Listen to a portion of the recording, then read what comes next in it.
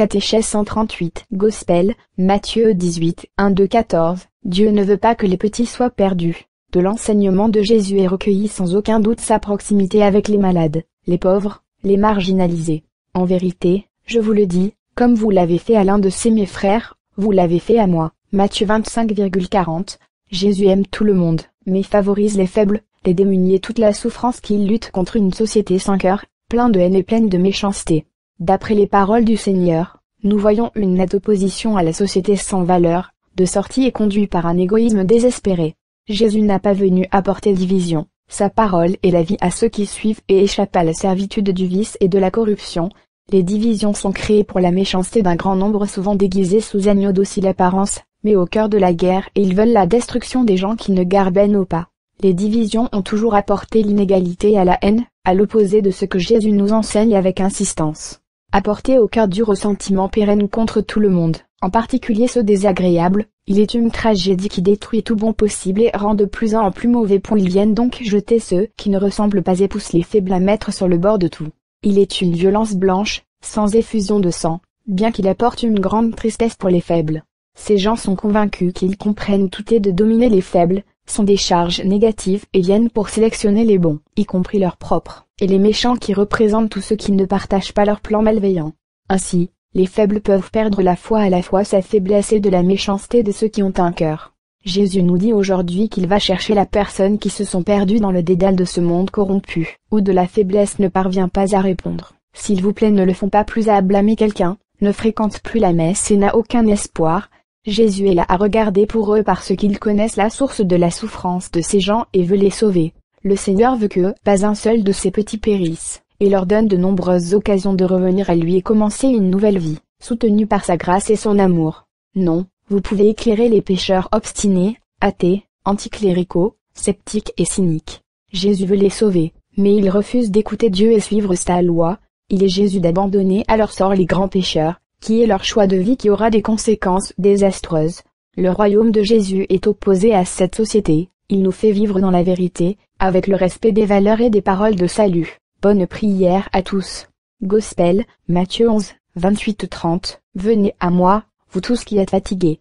Ces mots nous montrent que nous avons à découvrir les vertus de l'humilité. Il est difficile pour ceux qui sont fatigués et opprimés, rester calmes et peut-être pardonner leurs persécuteurs. Il est difficile d'aimer quand vous êtes soumis à de rudes épreuves, donc aujourd'hui le Seigneur nous dit comment nous devrions réagir dans ces circonstances. Le 8 nous invite à se rapprocher de cœur essu, et dans ce quartier sont le meilleur remède pour guérir tous les maux spirituels.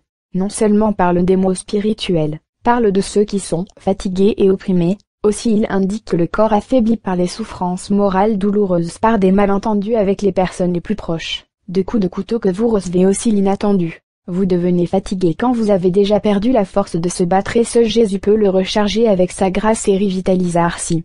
Il est opprimé quand un grand test de nos forces ci-dessus, et nous écrase souvent. Il devient tourmenté, angoissé, il n'y a pas non plus de clarté à accepter dans la foi de ce procès, l'offrir à Notre-Dame de la persécution injuste et surmonter la tempête, à la souffrance que nous causons moins bonne, on regarde le modèle, et qui est Jésus, considérez sa vie. Nous réfléchissons sur les comportements qui nous enseignent l'Évangile et nous allons trouver les meilleures réponses à utiliser en toutes circonstances. Nous demandons à la Vierge un cœur doux et humble, comme celui de Jésus, l'autre nous voir sous une nouvelle perspective. Un cœur très aimable de Jésus refuge et de repos les multitudes qui souffrent et ne parviennent pas à passer les tests. Jésus est patient avec tout le monde, il porte les fautes de ses disciples et les exhorte aimablement à réagir avec amour. Ne se lasse pas de répéter ses enseignements les expliquant en détail jusqu'à ce que ses intimes, négligentes, ne comprennent pas la doctrine du salut. Nous avons Jésus qui nous délivre des chaînes de démons, toutes les souffrances de la maladie et nous donne une grande force intérieure pour commencer une vie spirituelle et sainte. Bonne prière à tous. Gospel, Matthieu 11, 28-30. Venez à moi, vous tous qui êtes fatigués. Commencez avec un hommage à cette puissante sainte, vénérée parce que probablement parmi les nombreux croyants ont des problèmes oculaires. La Vierge et martyre Lucia est une des figures chères à la dévotion chrétienne. Comment rappelle le missel romain est l'une des 7 femmes mentionnées dans le canon romain. Il a vécu à Syracuse, et mort en martyr sous la persécution de Dioclétien. Vers l'an 304, les actes de son martyre racontent de terribles tortures infligées par le préfet Pascasio, qui ne se pliait pas aux signes extraordinaires que, grâce à son Dieu montré, juste dans les catacombes de Syracuse, le plus grand du monde après ceux de Rome. Il a été trouvé en marbre, inscription du IVe siècle qui est la preuve la plus ancienne du culte de Lucha. Une dévotion se propageait très rapidement, déjà 384 Santorso, l'église dédiée à Ravenne, le pape Honore eut un peu de temps après l'autre à Rome. Aujourd'hui, partout dans le monde sont des reliques de Lucha et l'illustration de son inspiration. Vous patronne de Syracuse, aveugle, ophtalmologue, électricien, contre les maladies des yeux et de la cataracte. Le passage de l'évangile d'aujourd'hui suit l'histoire de la transfiguration de Jésus sur le mont Tabor, à environ 600 mètres, tout en parlant avec Moïse et Élie, en présence de Pierre, Jacques et Jean. La foi des 3 apôtres a augmenté de façon spectaculaire après avoir assisté au dialogue entre Jésus et les 2 piliers du judaïsme, même pour la voix entendue et qui est venue d'en haut. Ceci est mon fils bien-aimé, en qui je suis bien heureux. Écoutez-le, Matthieu 17,5. Les 3 ont assisté en quelques minutes à une rencontre surnaturelle. Jésus a montré les humbles apparences, mais il a été transfiguré et brillant, merveilleux dans l'éclat d'une lumière plus blanche que la neige.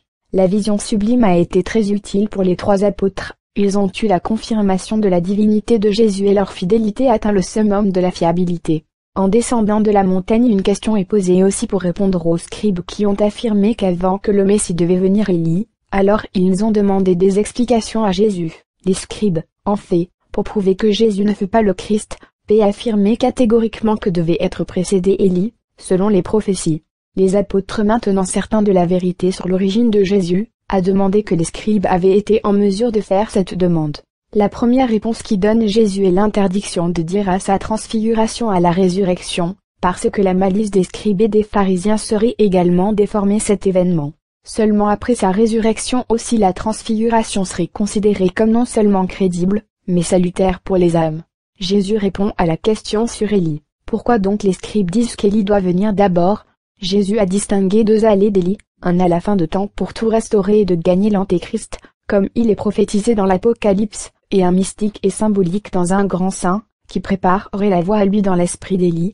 Cette venue est accomplie dans Jean-Baptiste. Élie est déjà venu, et ils ne le reconnaissaient pas, mais lui ont fait tout ce qu'ils voulaient. Ils se réfèrent à Jean-Baptiste, austère et forte comme Élie, martyr comme lui.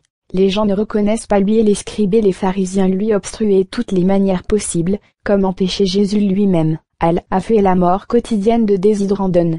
Jean-Baptiste n'a pas été reconnu comme un homme envoyé par Dieu. Tous ceux qui sont envoyés par Dieu doivent passer par la persécution constante inventée par tant de personnages maléfiques. Ils font face à des purifications profondes et, surtout, ils doivent revivre une imitation étonnante de la vie de Jésus-Christ. Souvent, il est visible dans le monde, la plupart du temps est intérieur. Ne pas avoir peur de la persécution est une attitude par expérience dans les choses de Dieu. Jésus ne lui permet pas à ceux qui ne peuvent pas supporter le poids, mais ne pas oublier que personne qui met la main à labourer puis regarde en arrière est propre au royaume de Dieu. Luc 9h. Bonne prière à tous. Gospel, Jean 6, 8, 19, 28. Parmi vous se tient quelqu'un que vous ne connaissez pas. Le dimanche Igot est le 3e dimanche de l'Avent. En ce dimanche, il peut être utilisé par la couleur liturgique du rosé à lieu violacé utilisé exclusivement dans tous les autres jours de cette période de l'Avent. La couleur pourpre sera soulagée par la nativité de Noël blanc. Cette célébration du 3e dimanche est dédiée à la joie de Noël approchant. En fait, nous sommes exactement au milieu de la saison de Noël. Le terme Goût est traduit du latin comme « se réjouir », un mot que nous prenons au début de la messe ce dimanche. Il vient des paroles de saint Paul dans la lettre aux Philippiens. Dans ce dimanche Igot en plus de la rose de couleur liturgique au lieu de violacé, en utilisant l'orgue avec des fleurs de haute autel. Ce dimanche nous présente le thème de la joie dans une période liturgique de l'attente et de l'espoir, ce qui indique que vous ne pouvez pas attendre et rencontrer Jésus sans la joie intérieure. La joie de l'Évangile, que vous obtenez lorsque vous rencontrez le Seigneur et que le monde ne peut pas l'expérience, peut être interprétée de joie, de bonheur et de douceur. Mais il est un terme qui fait mieux le sens de la joie intérieure, et le bonheur. Vous ne confondez pas avec joie même rire sans raison. Ils font peut-être stupides, mais intelligents avec l'hypocrisie. Rire souvent à des choses insignifiantes pour montrer un masque positif. Un état d'esprit dans toute participant initiative tapageuse. La joie de l'Évangile est le contraire, parce que vous pouvez apporter une ou plusieurs croix et souffre intérieurement tandis que le visage et les attitudes montrent une joie sincère et pleinement évangélique. Vous pouvez être heureux, ce qui est dans une bonne humeur, même quand on vit dans la souffrance et il frappe. Ne perdez pas espoir et montre aussi dans le visage de la certitude que Jésus est toujours proche et ne nous abandonne jamais. Le bonheur et le contentement et le bonheur je le répète, est mal échangé avec le rire, qui vient de beaucoup de raisons drôles et des blagues. Le bonheur est un état d'esprit à notre nature plus enclin à la tristesse, mais qui est triste et toujours vaincu par ses peurs et ses tentations. Âme Saad est à la merci de beaucoup de tentations, combien de péchés, même de la pensée, se sont engagés dans l'ombre de la tristesse. Quand l'âme est gaie ouvre vers d'autres, il les encourage, tandis que la tristesse brouille l'environnement et fait des déchets. La tristesse vient de l'égoïsme, de penser à vous-même, en oubliant les autres, indolence dans le travail, de la petite mortification, par la recherche de compensation, de négligence dans la relation avec Dieu. Se forger et éviter d'être absorbé par leurs propres intérêts, il est une condition pour être en mesure de connaître Jésus. L'objet de notre joie est d'être en mesure de servir. Qui est trop occupé à se trouver à peine la joie de l'ouverture à Dieu et aux autres.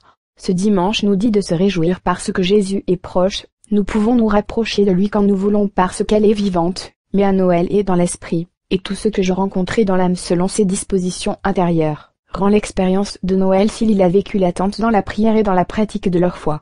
Nous pouvons être heureux si le Seigneur est réellement présent dans nos vies, sinon je l'ai perdu, si nos yeux ne sont pas assombris par l'apathie ou manque de générosité. Lorsque vous essayez de trouver le bonheur dans d'autres moyens qui ne conduisent pas à Dieu, la fin ne se trouve que le malheur et la tristesse.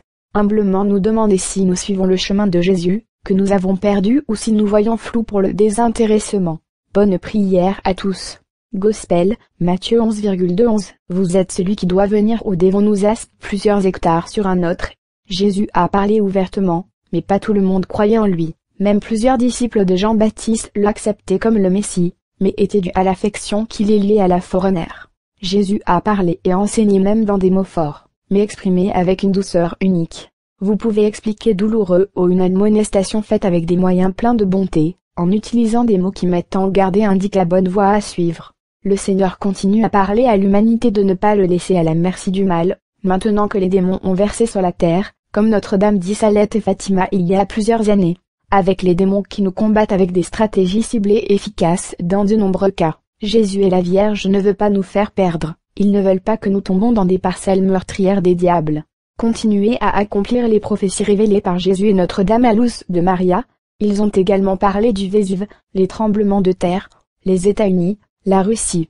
Ces derniers jours, les journaux ont rapporté que le risque de l'explosion du Vésuve semble imminent et août et septembre sont continues preuves d'évacuation d'urgence. Il y a un plan d'évacuation détaillé en cas d'urgence sismique ou volcanique du mont Vésuve et de Campi-Flegrei. Le risque est élevé. Si le Vésuve devait éclater, en 300 secondes, 5 minutes, pourrait faire encore 600 000 victimes.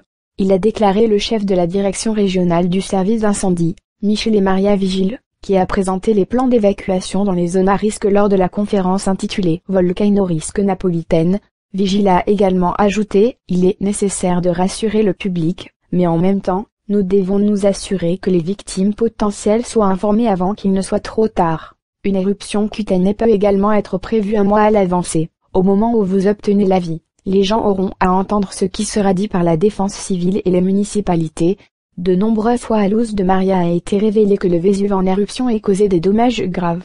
Dans de nombreuses régions du monde tous les jours il y a des tremblements de terre et vous pouvez savoir où avoir lieu avec une application mobile qui marque le lieu, l'intensité et la profondeur des tremblements de terre. Au cours des 3 derniers jours, les tremblements de terre enregistrés sont des centaines, la zone d'Ascoli-Piceno, Macerata, Potenza, Norcia, etc. Il est constamment affecté par d'intenses tremblements de terre, mais les médias manipulés par le pouvoir occultent honteusement et coupablement silencieux. Les degrés sont enregistrés entre 2 à 4,5, ce qui est une situation de plus en plus alarmante. Désolé pour ceux qui vivent dans les régions et tous les jours sentir les tremblements. Ils vivent dans la terreur et la peur et le compagnon constant. Au cours des 3 derniers jours dans le monde, ils se sont produits plus grands tremblements de terre, bien que celui de Villaminoso, Reggio Emilia, il y a 2 jours était de 4 degrés à 8h21. Toujours jour 9 dans les îles Salomon a été enregistré une forte choc de 6,9 degrés. Sont une nation insulaire du Pacifique Sud, à proximité en Océanie, située à l'est de la Papouasie-Nouvelle-Guinée. Toujours il y a 2 jours en Croatie une secousse de 4,5 degrés, tandis que 8 jours dans une autre partie du séisme des îles Salomon était même 7,8 degrés et en Californie à 6,4. Chine toujours le 8 décembre a enregistré une secousse de 6,1 degrés. Les médias ne parlent pas et ne pas informer adéquatement les citoyens. Il y a beaucoup d'événements graves qui ont lieu et qui avaient été révélés à l'Ous de Maria, Par exemple, hier tous les journaux ont écrit que la CIA accuse la Russie d'avoir saboté les élections américaines. La CIA est convaincue, le Kremlin est intervenu pour gagner Trump, et maintenant se profile un affrontement entre Donald Trump et la CIA. Après un rapport de l'agence d'espionnage des États-Unis a fait valoir que des personnes liées à la Russie interféraient dans l'élection présidentielle en fournissant à WikiLeaks emails les anciens directeurs John Podesta. Mais de quelle façon ces mails pourraient changer le vote des Américains? Mais pourquoi? Si les États-Unis en intelligence, CIA, est le meilleur dans le monde, vous n'avez pas remarqué ce qui se passait. Ensuite, cela signifie que la CIA a une faille. Un pays étranger comme la Russie ne peut pas entrer dans le système américain. Ils COME ne disent jamais ses comptes. Cela signifie que si la vraie Russie est en avance sur eux, malheureusement, les francs-maçons éclairés ne pas accepter la défaite de leur candidat et essayer de ternir Poutine dicton qui a piloté les votes. Le problème qu'ils ne veulent pas Trump comme président et tentera par tous les moyens de l'arrêter pour rester encore une année le président Obama. Et si cela était vrai, il va déclencher une guerre nucléaire massive face à la Russie de Poutine, pis juste pour changer de Korev, parce que cela ne se produit jamais. Ces nouvelles est sortie hier, mai 25 pour novembre 2016. Notre-Dame a anticipé une distorsion du pouvoir qui doit avoir lieu aux États-Unis. Priez enfants, priez pour les États-Unis, leur souffrance ne se terminera pas, au contraire, augmenter, usurper le pouvoir de la volonté du peuple. Alors que 20 novembre 2016 Jésus avait prévu « Beloved my people », priez pour les États-Unis, ils seront sévèrement secoués. La société entrera dans le chaos, il y aura un bain de sang.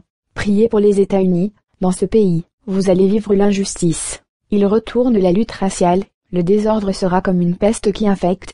Les États-Unis et la Russie sont des ennemis irrémédiablement, même s'il y a une paix apparente entre deux puissants. Nous avons lu les énormes progrès de la Russie et a révélé à Luz de Maria, priez pour la Russie, fera une surprise pour le monde. 7 décembre 2016. Priez les enfants. Priez pour la Russie, le dormeur se réveillera. L'humanité, 3 novembre 2016. Une autre nouvelle d'hier a laissé très surpris. Même s'il y a un an François avait déjà déclaré son sentiment d'être costume blanc pendant quelques années. Hier, ces nouvelles a été étendue sans le Vatican à nier.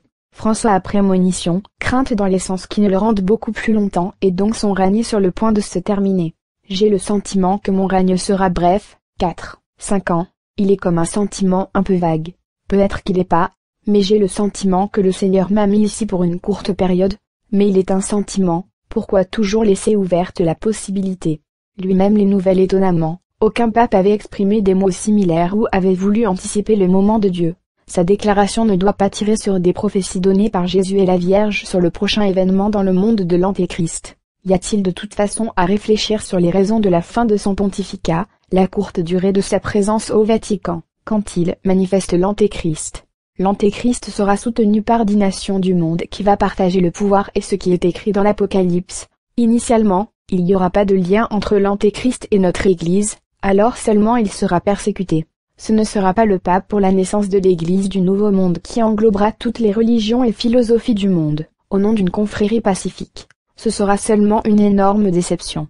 Au milieu de tant d'angoisse, ce dimanche a appelé la Eutar, la joie. Toute la liturgie eucharistique est un chant de joie pour le salut que Dieu nous a donné. Comme les Juifs d'autrefois, nous nous attendons aussi vous finalement de prendre les promesses de la délivrance, de la paix, de la liberté et de la joie. Tout ce que nous serions libres de tout conditionnement social ou économique, de l'oppression politique ou culturelle. Beaucoup désirent la libération de la douleur, du péché, de l'esclavage immoral, la mort et tout ce qui abaisse la dignité humaine. Beaucoup ont des rêves qui tiennent compte à la fois impossibles et se décourager. Donc, ils refusent de croire à la vie après la mort du corps, tonnent avec des médicaments et de l'alcool, avec un implicite à la recherche de vouloir détruire leur vie et celle des autres. Pour tous ceux qui souffrent et en détresse, Jésus est venu donner des nouvelles réjouies de la libération, si elles vivent dans l'honnêteté et la vérité. La vraie conversion indique un retour au Seigneur avec un repentir sincère et la confession personnelle des péchés au prêtre. Bien que nous ne parlons plus de petits sacrifices et pénitences, il reste des exercices extraordinaires pour réduire au minimum l'orgueil et de l'arrogance et de grandir dans l'humilité. Seulement alors il devient facile d'obtenir des détails remerciés. Jésus a parlé de la nécessité de nous priver de quelque chose comme ça, pour quelques jours ou une semaine ou pendant une longue période. Si quelqu'un veut venir après moi, qu'il renonce à lui et qu'il prenne sa croix chaque jour et qu'il me suive. Luc 9,23. Cette déclaration semble inoffensive, mais il est le déterminant le plus important pour entrer dans le chemin spirituel. Qu'il se renonce. Bonne prière à tous.